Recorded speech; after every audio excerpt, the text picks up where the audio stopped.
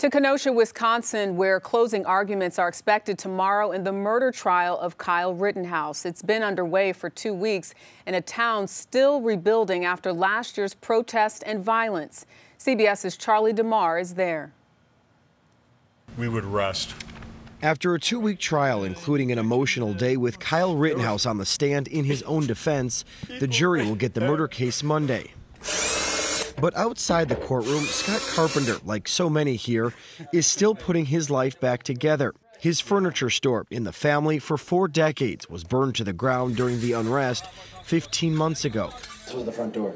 That was one of the front doors? You know, at that point in time, you do want to just look at it and cry and say, I'm done, I'm not doing this again. But, you know in your heart that you got to. So I'm committed to helping Kenosha rebuild. Then President Donald Trump met with Carpenter during his tour of the destruction and promised to help rebuild. Then candidate Joe Biden came to Kenosha too.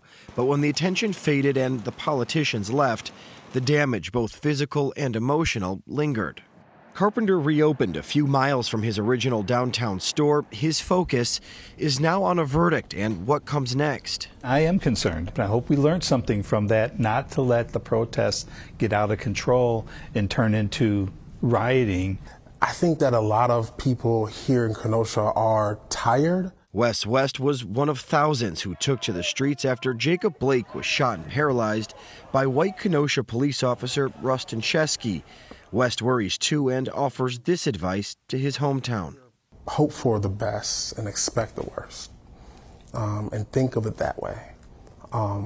So that way we don't have to have and or repeat any other angry reactions. A tall ask when so many are focused on the outcome in Kenosha. Charlie DeMar, CBS News, Kenosha, Wisconsin.